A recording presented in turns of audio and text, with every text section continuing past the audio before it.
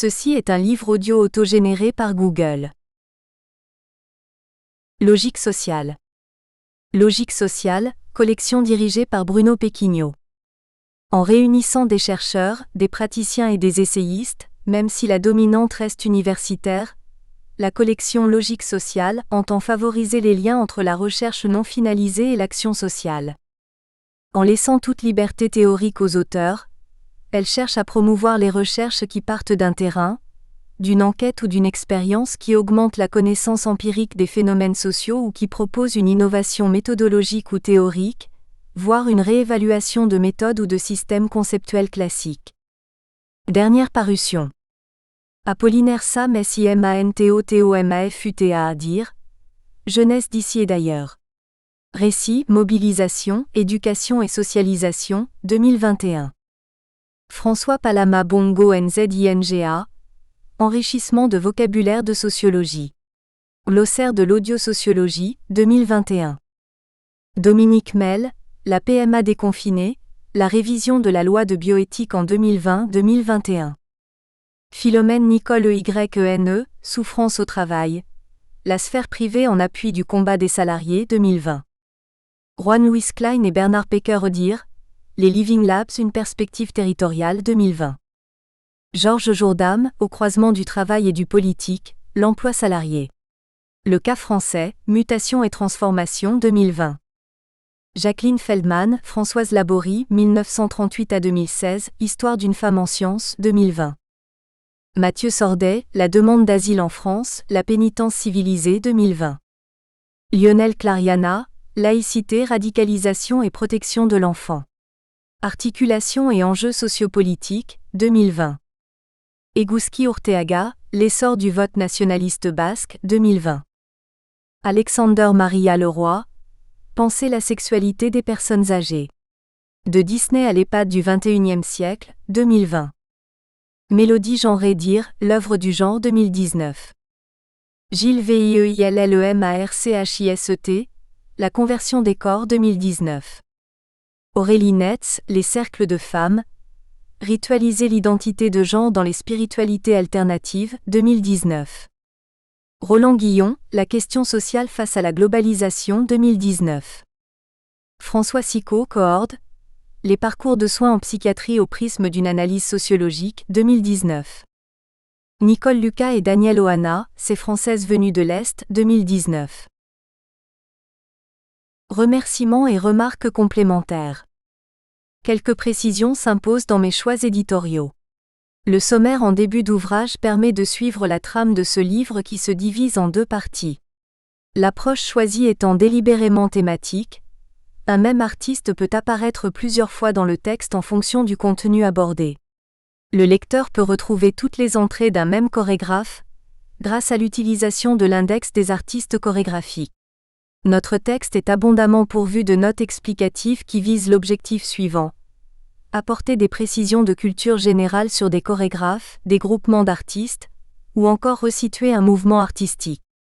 La bibliographie sélective en fin de livre ne concerne que les ouvrages cités dans le déroulé du texte. Les références des ouvrages consultés et des citations sont mentionnées au fil du texte. De plus, les traductions d'extraits d'ouvrages étrangers sont de l'auteur sauf mention spéciale. Je tiens à remercier très sincèrement, pour avoir accompagné les stades de la rédaction de ce livre, Monsieur le professeur Jean Kempf qui a apporté un regard critique sur cette analyse. Je le remercie vivement pour son aide dans la mise en œuvre de ce projet, et j'apprécie ses précieux conseils et son soutien. Ma dette intellectuelle va également à tous ceux et à toutes celles avec qui je partage cette passion pour les États-Unis. Mes enseignants de l'Université Lumière Lyon 2 Roland Tissot et Michel Granger qui m'ont tant appris, mes collègues de l'Association française d'études américaines, l'AFEA et de l'Institut des Amériques, l'IDA, mes collègues de la Société des anglicistes de l'enseignement supérieur, la SAES. Elle va également à tous ceux et toutes celles avec qui je partage ce grand intérêt pour l'art. Mes collègues du RADAC et mes collègues de l'Association des chercheurs en danse, l'ACD. J'aimerais pouvoir remercier Isadora Duncan, Ruth Saint-Denis, Martha Graham et Ted Sean pour leurs écrits sur la danse.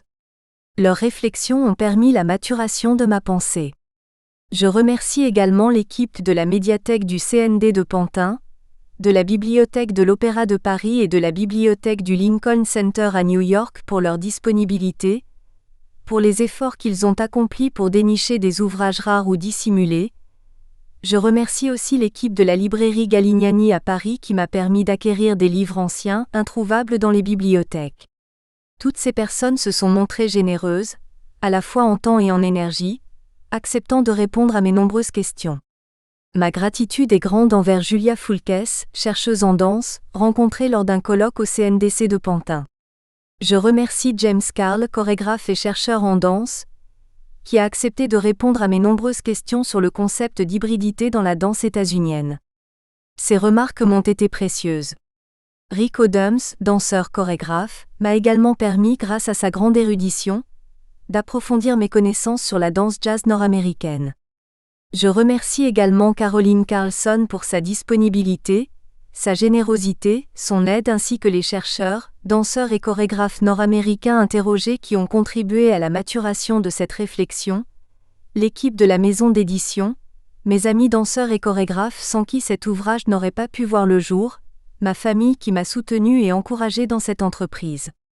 C'est grâce à elle que tout est devenu possible. Avant-propos.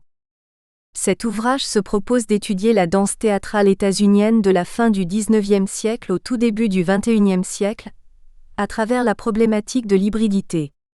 Le caractère relativement récent de cet art vivant aux États-Unis et l'absence de codification de nouveaux langages chorégraphiques rendent toute tentative de définition de la danse théâtrale états-unienne malaisée voire impossible.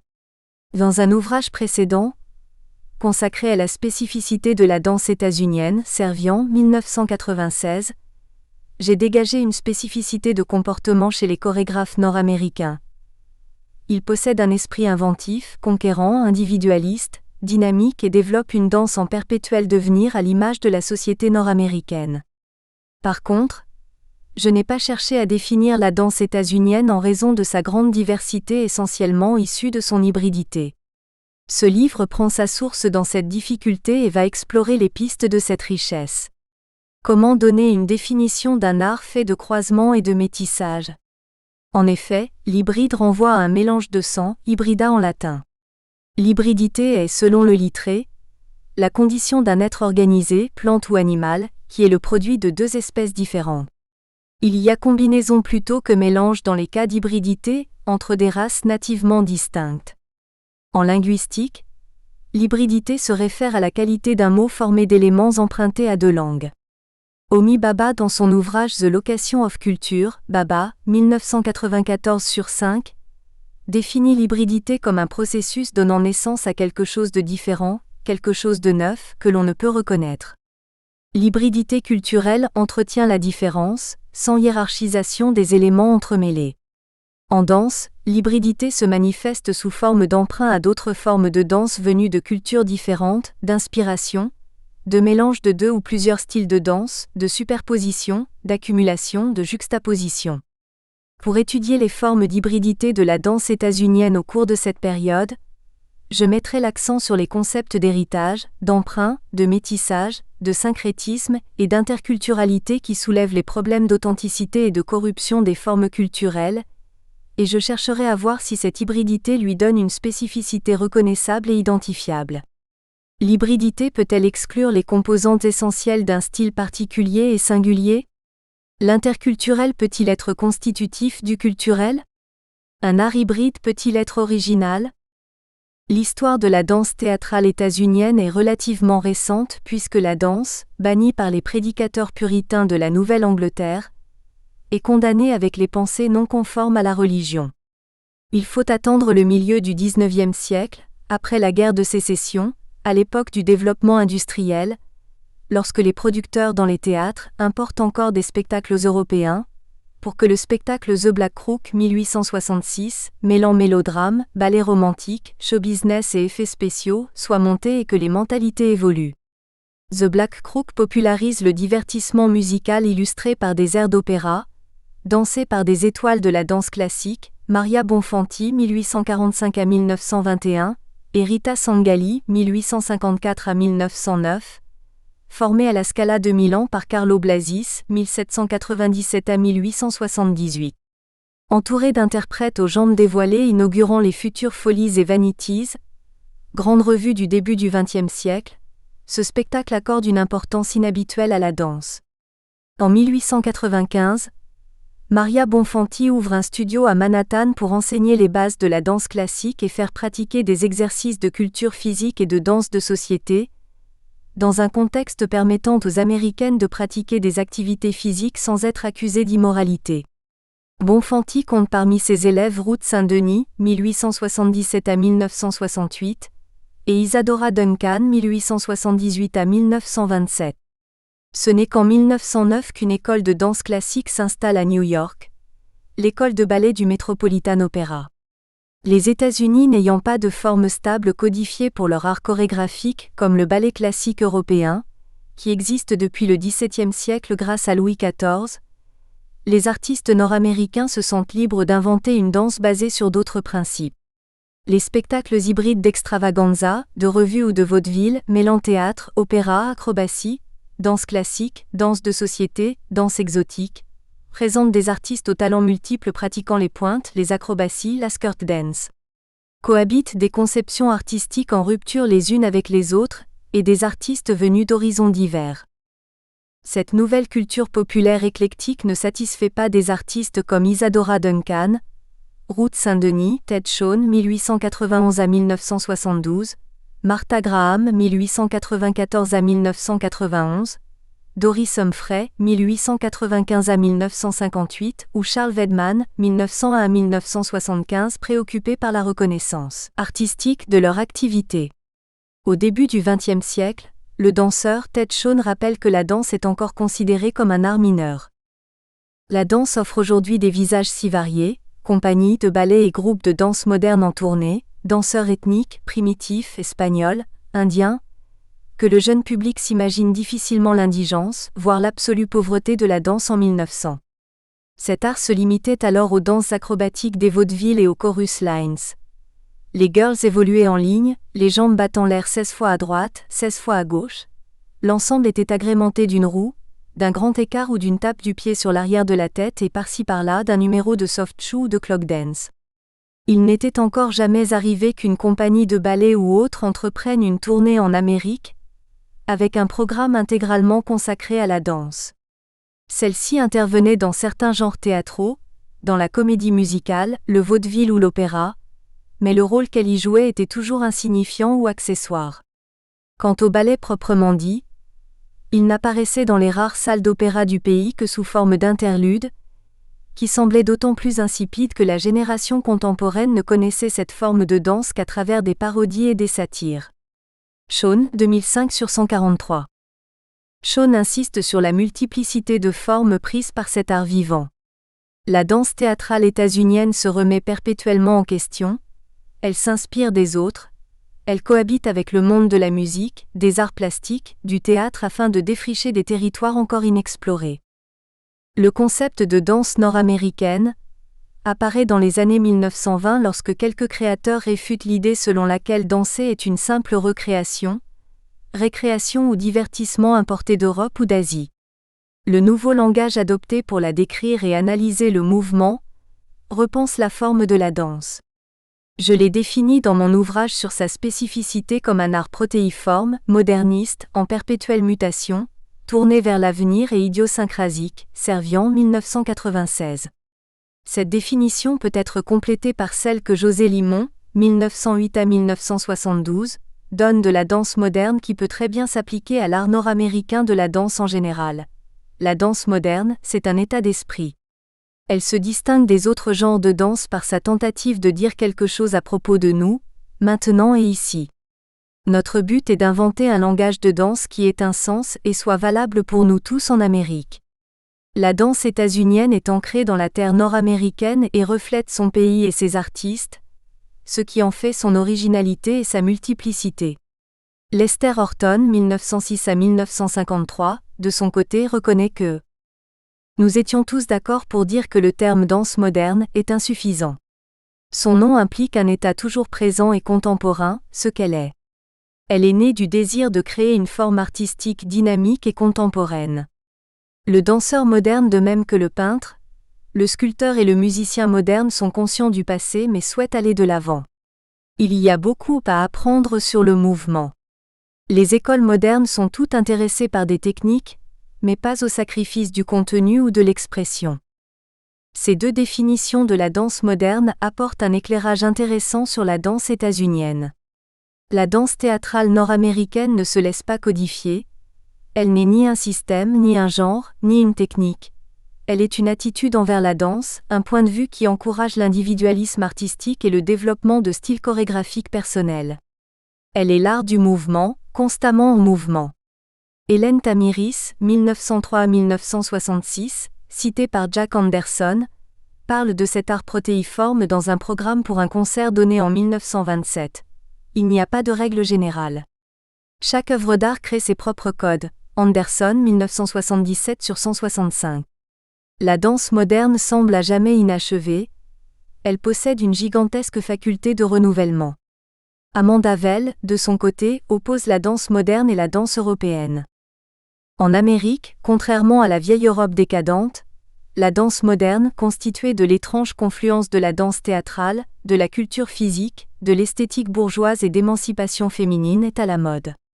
Elle est organique et possède un vocabulaire de mouvement ancré dans les actions naturelles comme la course, la chute ou le saut rendu dynamique, même aérodynamique par l'utilisation de groupes de muscles opposés.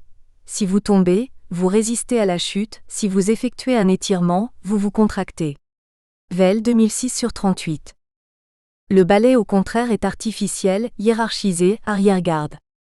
Pour Ted Shawn, la danse américaine est la danse créée par Rutsanny et lui-même bien sûr. Personnellement, je pense que nous devrions appeler danse américaine cette école de danse libre et individuelle qui a grandi avec nous, sans tenir compte des sources personnelles à l'origine de sa création. Shawn et Hawes 2010/86. Il y a pourtant autant de danse nord-américaine qu'il y a de chorégraphes nord-américains. Ce champ de création reflète la complexité d'un domaine en plein devenir. Le syncrétisme chorégraphique nord-américain opère avec des éléments autochtones et des éléments étrangers en partie assimilés, adaptés, et accent aigu interprété.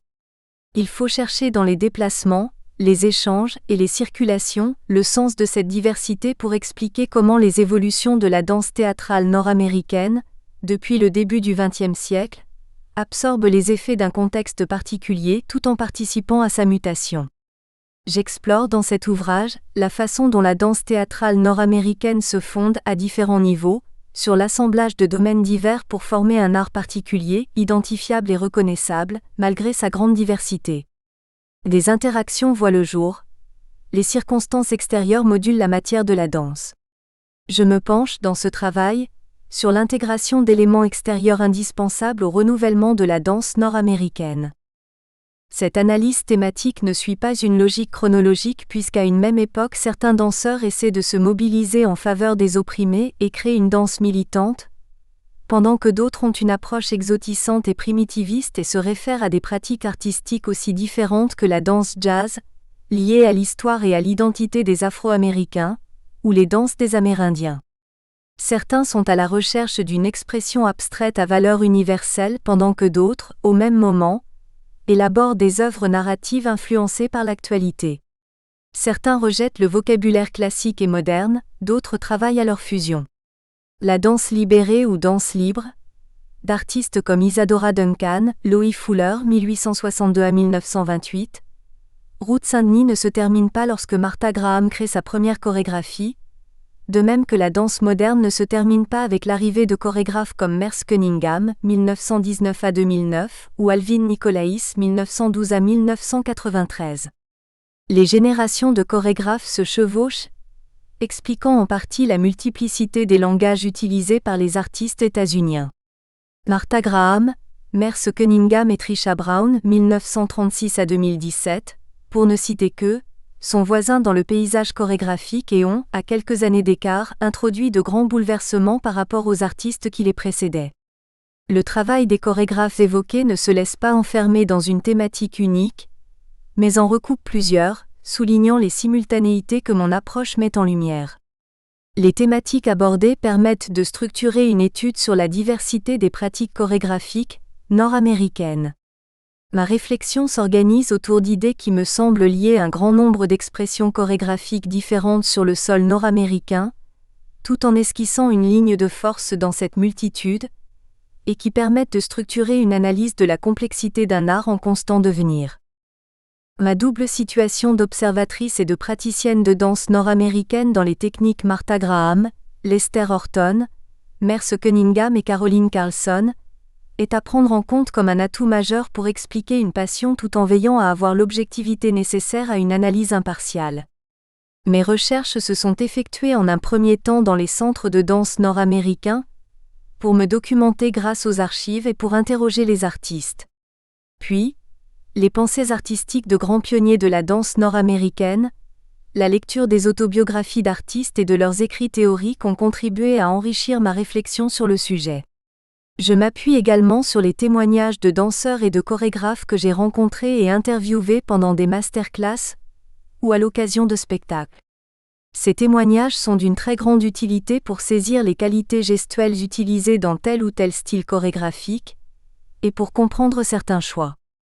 J'analyse des chorégraphies en direct sur de nombreuses scènes ou encore grâce à des vidéos. Je m'intéresse aussi à des reportages spécialisés. Certaines danses du début du XXe siècle me sont rendues accessibles grâce aux écrits des auteurs eux-mêmes, aux témoignages, aux photographies et aux archives, autant de sources utiles pour analyser les œuvres. Cet ouvrage s'est nourri également de nombreux travaux portant sur l'histoire de la danse traitée selon des approches variées, sociologiques, esthétiques, anthropologiques et cultural studies, ainsi que sur les arts plastiques, le cinéma, le théâtre, la musique, la sculpture, l'histoire politique et l'histoire des techniques et des sciences, susceptibles d'étoffer ma réflexion. Si je me réfère à des travaux de recherche récents, je n'écarte pas les histoires de la danse plus ancienne qui ont permis la construction de réflexions canoniques sur certains aspects de la danse nord-américaine, comme la danse moderne, la danse postmoderne ou Next Wave. Quant au cadre théorique, la danse états-unienne brille par son absence dans la pensée contemporaine. Relevons la pauvreté des écrits sur la danse, donc une assistance théorique encore très faible, mais qui tend à se développer depuis quelques années grâce aux réflexions menées par des passionnés. Serait-ce, comme le laisse entendre Francis Sparshott, parce que la danse était une affaire de femmes et de corps ? Cette étude procède de choix subjectifs au regard du nombre et de la sélection d'œuvres chorégraphiques utilisées comme exemple. Un même artiste, une même compagnie sont susceptibles d'être évoqués à divers moments en fonction de l'approche thématique envisagée. Cela témoigne de parti pris qui n'exclut pas les travaux d'autres chorégraphes situés sur le même terrain. Les critères subjectifs qui ont déterminé mes choix sont les suivants. Les chorégraphes états-uniens sélectionnés possèdent un univers personnel caractéristique qui illustre les propos. Ils l'expriment grâce à une écriture de mouvement parfaitement reconnaissable. Limiter le nombre d'artistes et d'œuvres a été difficile, mais les chorégraphes choisis reflètent le paysage fertile de la danse théâtrale nord-américaine en constante évolution où de nombreuses esthétiques et de nombreux styles se côtoient par juxtaposition, mélange ou encore agrégation. À travers l'examen d'œuvres précises et le témoignage d'artistes, on se demandera si ces travaux relèvent de l'expérimentation artistique ou esthétique, s'ils relèvent d'une réflexion propre à un artiste, à un style ou à une évolution plus générale des milieux chorégraphiques. J'ai choisi d'organiser ce travail autour de quelques réflexions qui me semblent illustrer la façon dont les chorégraphes états-uniens ont su créer une danse à l'image de l'Amérique du Nord, une danse plurielle, multiculturelle afin de faire ressortir un principe essentiel de l'art chorégraphique états-unien. La capacité des chorégraphes nord-américains à l'emprunt et à l'absorption, source d'hybridation. Les thématiques retenues permettent de structurer un art construit à partir de l'intégration prudente et de l'assimilation sélective, à l'image de la société nord-américaine. Ce livre se déploie en 2 grandes parties, chacune dotée d'une introduction générale suivie d'une réflexion sur les notions d'emprunt et d'héritage, de dépendance et d'indépendance, source d'hybridité de la danse américaine de la fin du XIXe siècle au début du XXIe siècle. Ces études font ressortir à quel point le danseur nord-américain jongle avec les paradoxes. L'emprunt sert de référence, l'absorption de pratiques extérieures engendre une idiosyncrasie démultipliée, l'hybridation conduit à une forte américanisation des pratiques chorégraphiques. Je construis mon travail autour de termes clés: multiculturalisme, querelle du canon, déconstruction. Ces mots-là ont des résonances faussement familières et méritent que l'on se penche sur leur signification dans le cadre d'une étude de la danse théâtrale états-unienne. Ils renvoient à l'articulation problématique entre nation et identité S. Sans prétention à l'exhaustivité, je m'intéresse à une étude du multiculturalisme à la base de cet art afin d'expliquer la raison pour laquelle la danse théâtrale nord-américaine présente une telle variété. Ce texte s'attache à exposer en quoi le multiculturalisme constitue un facteur primordial dans l'élaboration d'une danse nord-américaine. Pour André Lepecki, le concept de multiculturalisme est bâti sur deux hypothèses: les cultures sont plurielles et intrinsèquement différentes. Le concept de culture n'est pas stable. Historiquement, la culture, écrit-il, a fonctionné comme une machine discriminatoire, utilisée par l'anthropologie pour trouver les signes de la différence entre les groupes sociaux.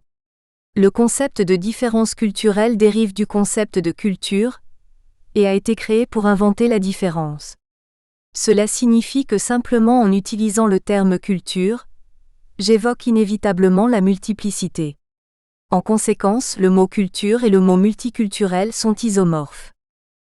La culture et le multiculturel sont tous deux liés à la découverte et à la définition de la différenciation. La culture provient de différences et génère des différences. Iro Valaskakis-Tambek, dans Danse, langage propre et métissage culturel de Chantal Pontbriand, définit ainsi la notion de multiculturalisme. Le multiculturalisme dépend d'une image mosaïque représentant un patchwork qui ne doit pas être confondu avec le métissage serré de cultures qui se fondent les unes dans les autres. In Pontbriand 2001/251. L'auteur distingue le multiculturalisme du cosmopolitisme. Le cosmopolite ou citoyen du monde intègre diverses influences dans sa vie de tous les jours. Il est transculturel, il traverse régulièrement les frontières. Il n'est pas apatride, il bénéficie d'un regard multinational ou polychrome. In Pontbriand 2001/251. Tambek pense que pour être multiculturel, chaque culture demeure distincte et, comme dans le cas du patchwork, est reliée artificiellement. Il y a juxtaposition et cohabitation plutôt que métissage.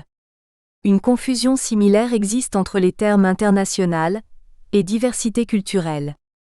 L'approche cosmopolite, par contre, tout comme la diversité culturelle, est le produit de transgressions de frontières, qu'elles soient psychologiques, linguistiques, idéologiques ou autres. Chaque rencontre multiculturelle ou internationale n'illustre pas nécessairement cette même ouverture. Tambek in Pontbriand, 2001/251. Cette approche peut démontrer un isolement frontalier et plus de tension que de transgression entre les codes. Une danse cosmopolite bénéficie d'un regard multinational. Les artistes nord-américains franchissent des frontières à la fois réelles et symboliques, explorent de nouveaux territoires. Ainsi, je mets l'accent sur les concepts de métissage et de syncrétisme en illustrant mes propos à travers le foisonnement artistique chorégraphique aux États-Unis. La thématique de l'interculturalité polymorphe est mise en perspective dans de multiples domaines de réflexion, et l'étude des interactions entre diverses cultures place l'interculturalité au cœur de mon étude. L'analyse menée par Édouard Glissant dans Introduction à une poétique du divers sert mon propos.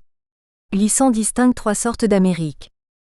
L'Amérique des peuples témoins, de ceux qui ont toujours été là et que l'on définit comme la Mésoamérique, la Mesoamerica, l'Amérique de ceux qui sont arrivés en provenance d'Europe et qui ont préservé sur le nouveau continent les us et coutumes ainsi que les traditions de leur pays d'origine, que l'on pourrait appeler l'Euro-America et qui comprend bien entendu le Québec, le Canada et les États-Unis et une partie culturelle du Chili et de l'Argentine, l'Amérique que on pourrait appeler la Néo-America et qui est celle de la créolisation constituée de la Caraïbe, du nord-est du Brésil, des Guyanes, du sud des États-Unis, de la côte Caraïbe du Venezuela et de la Colombie, et d'une grande partie de l'Amérique centrale et du Mexique, Glissant 1996/13.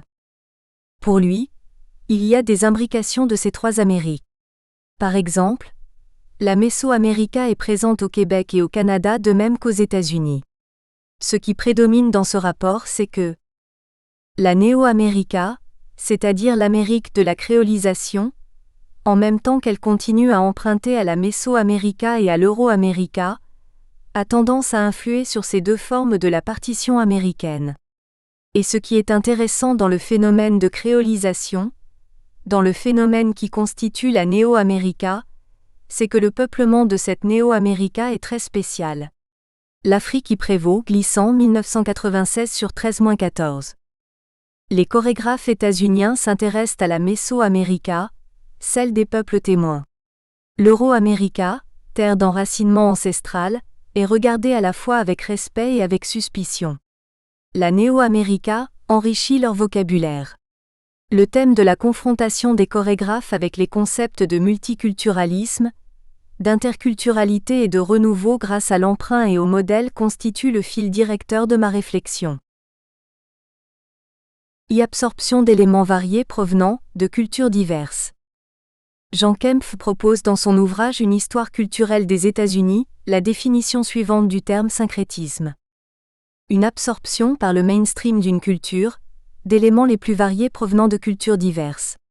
Il ne s'agit pas pour autant d'un modèle de Creuset, le célèbre melting pot, car les éléments agrégés ne perdent pas complètement en tout cas leur spécificité dans la constitution d'une culture nationale. Kempf 2015/20. Pensez en un premier temps, le syncrétisme chorégraphique états-unien en termes de multiculturalisme me permet d'évoquer la dialectique de l'un et du multiple, du même et de l'autre, des processus d'identification ou d'hybridation, des notions de différenciation et de réciprocité. L'emprunt ou le rejet de modèles, le transfert de métaphores d'un domaine à l'autre sont les sources de la production d'idées nouvelles dans la danse théâtrale. Les influences absorbées des uns et des autres donnent naissance à une danse syncrétique paradoxalement à la fois plurielle et unique.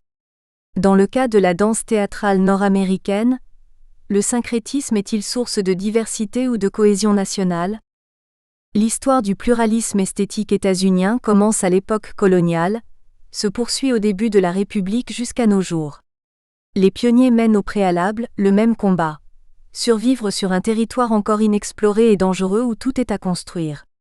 Leur enjeu commun unit longtemps cette population en devenir soucieuse de maîtriser l'espace apparemment illimité. Désespérés, exilés, aventuriers, découvreurs et curieux audacieux, tous se montrent désireux de se couper de leurs racines sur cette terre nouvelle, se réfèrent à la Bible, particulièrement à l'Ancien Testament, et nomment cet espace nouveau encore à découvrir, la terre promise, le nouveau Jérusalem, la cité sur la colline.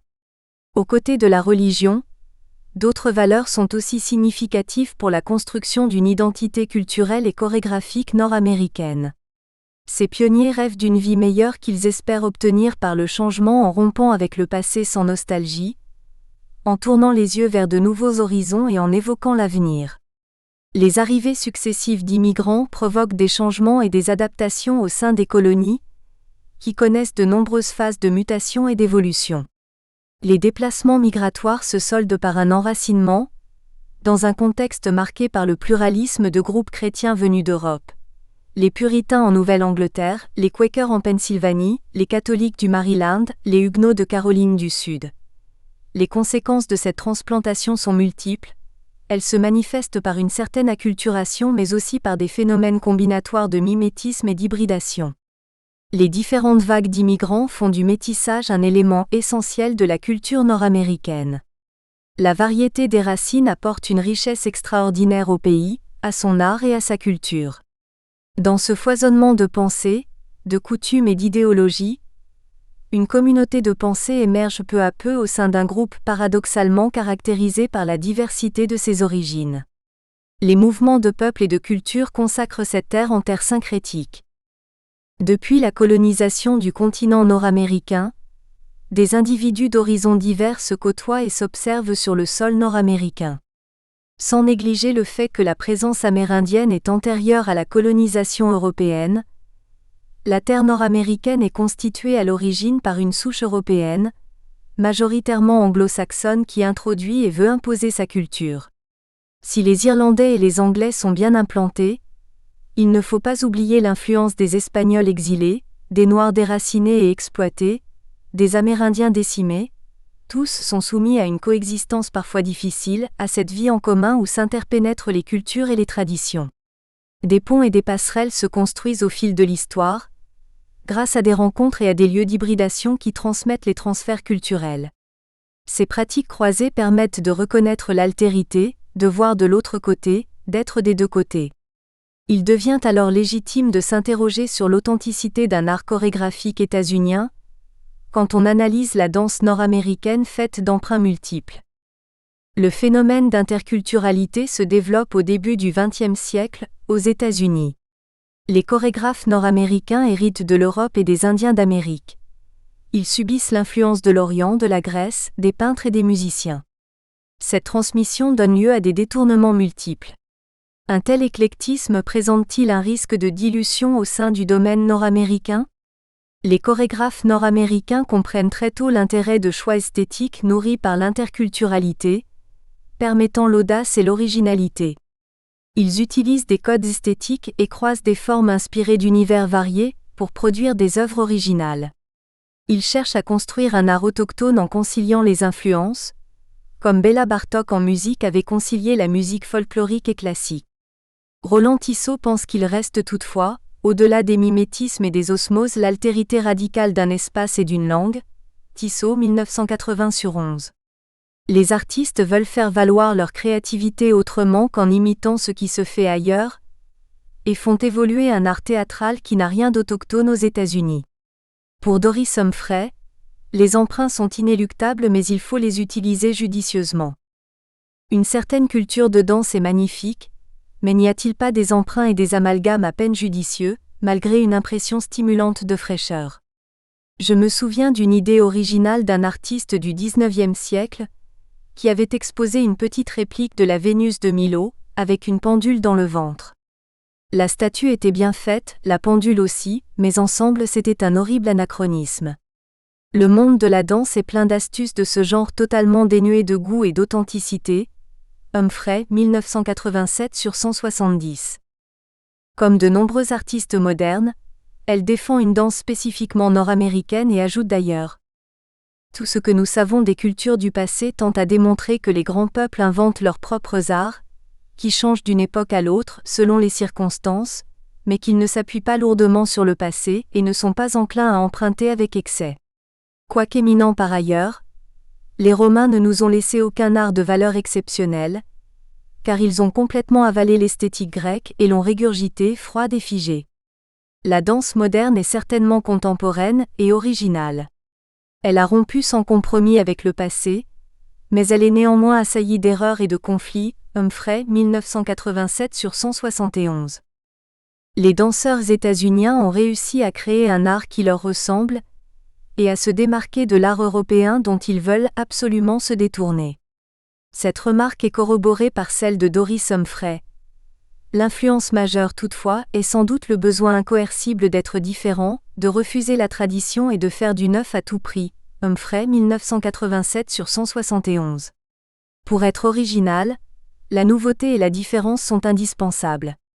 En fait, la danse théâtrale en Europe et aux États-Unis a longtemps été une tradition hybride, empruntant librement aux formes rituelles, folkloriques non européennes, c'est-à-dire aux Asiatiques et aux Africains.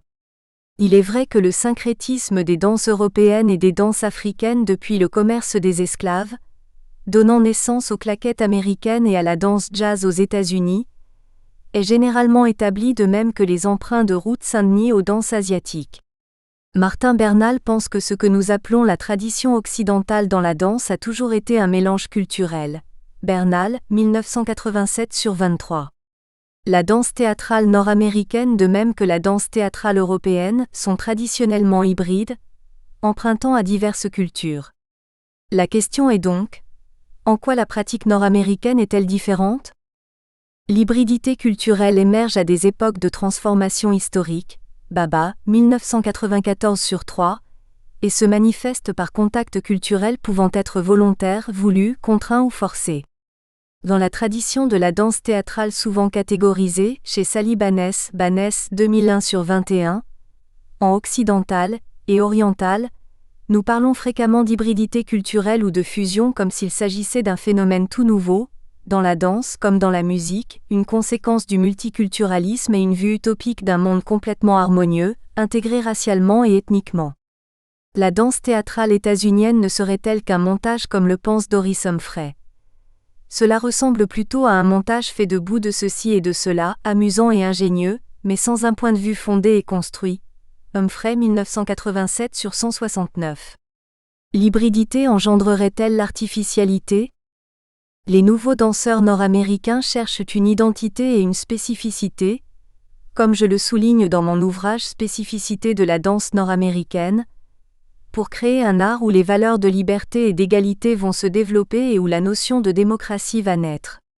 Ils cherchent à produire un art qui ressemble à ce nouveau territoire et qui se distingue du vieux continent tout en intégrant, dès la fin du XIXe siècle, des idées et quelques éléments de pratique venus de l'étranger, d'Europe, d'Orient et d'Afrique, ainsi que d'autres disciplines comme la musique, la peinture et le théâtre.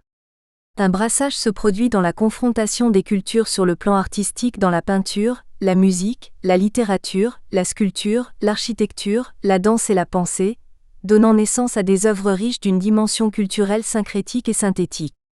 Dans ce contexte de rencontres, de récupérations assimilationnistes et d'observations critiques, naît une nouvelle façon d'aborder une modernité inspirée par les formes et les techniques d'ailleurs.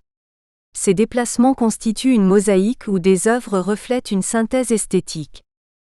Le phénomène d'interculturalité et la qualité hybride de la danse ne sont pas récents, puisqu'ils datent du commerce des esclaves et remontent à une période où une soif de la différence s'empare des artistes nord-américains. Le syncrétisme culturel structure leurs pratiques chorégraphiques avec leurs rencontres et leurs emprunts de différents éléments syntaxiques et ou idéologiques, relevant de systèmes chorégraphiques déjà établis et provenant de cultures aussi distinctes que l'Inde, la Grèce, les Indiens d'Amérique, l'Afrique et l'Europe. Le pluralisme chorégraphique existe aux États-Unis, pour la danse théâtrale, dès la fin du XIXe siècle avec le classique dansé par des artistes européens comme la ballerine Fanny Hessler 1810 à 1884, la revue, le vaudeville, la danse à effets spéciaux initiée par Loie Fuller, la skirt dance de Ruth Saint-Denis. Les artistes états-uniens, soucieux de faire évoluer leur art, cherchent à innover à tout prix et à se démarquer de ce qui existe ailleurs tout en s'inspirant de concepts artistiques utilisés dans d'autres sphères géographiques.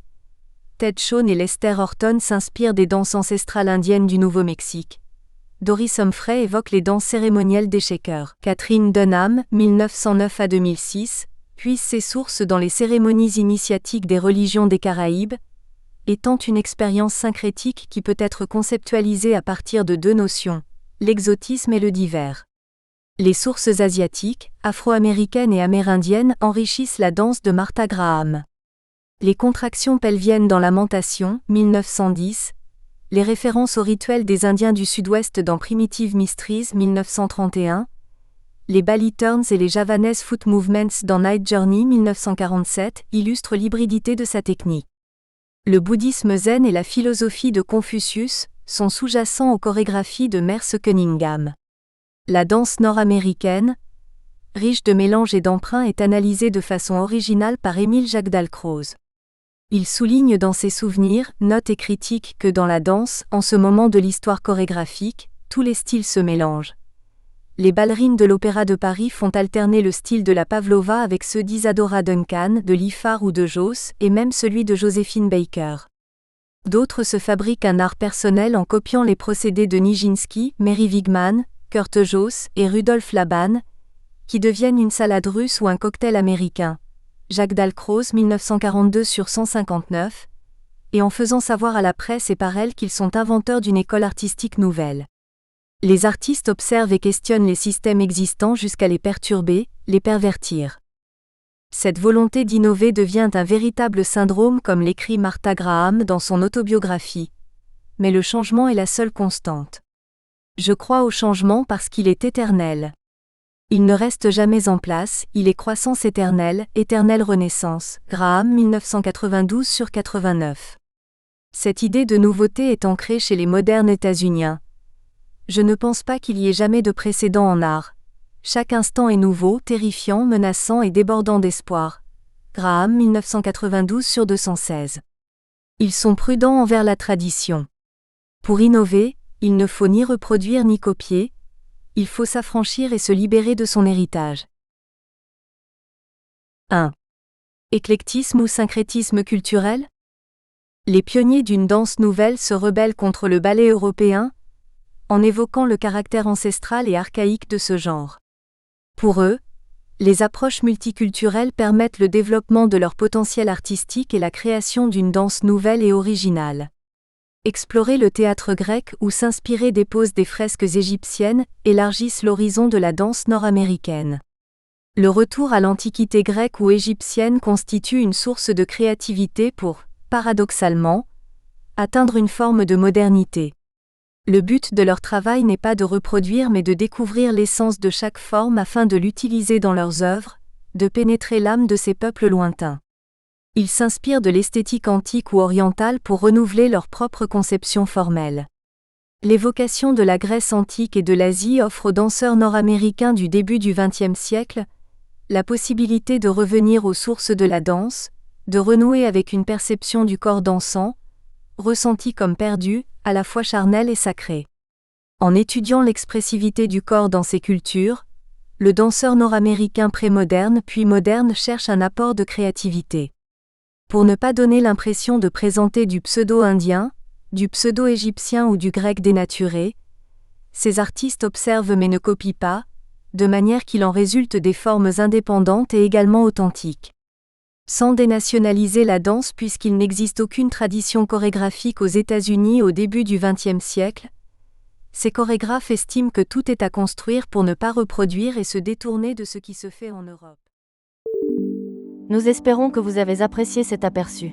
Pour continuer à écouter ce livre audio sur Google Play Livres, utilisez le lien dans la description de la vidéo.